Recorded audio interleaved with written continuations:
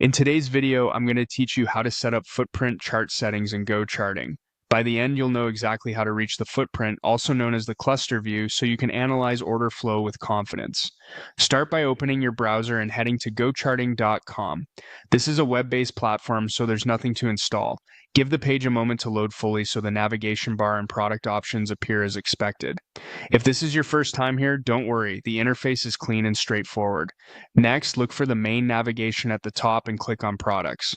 This is where GoCharting groups its tools. Hovering or clicking will reveal the available modules.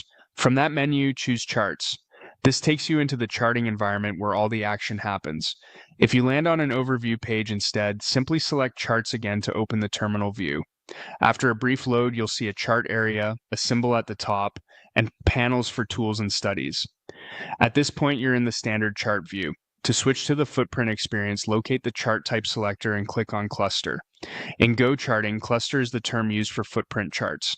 The moment you choose cluster, the candles transform into detailed price-by-price blocks showing traded volume separated by aggressor side. You'll typically see bid versus ask volume at each price level within a bar, along with color cues that help you spot imbalances, absorption, and shifts in pressure. Your symbol and time frame can remain exactly as they are. You're simply changing the view. If the numbers look dense, that's normal for footprint charts. Zooming the chart or adjusting your view helps make each price level easier to read. As you hover, you'll notice tooltips and highlights that make it easier to interpret the distribution of trades within the bar. Keep an eye on delta, the difference between buyer and seller initiated volume, as it often sets the tone for short-term momentum. Once cluster is active, the platform exposes footprint-oriented options so you can tailor what you see, such as volume display modes, color schemes, and imbalance thresholds. Small tweaks here can make a big difference in readability. The key is to keep your layout clean and consistent so your eyes quickly find the information you rely on most. That's all there is to it.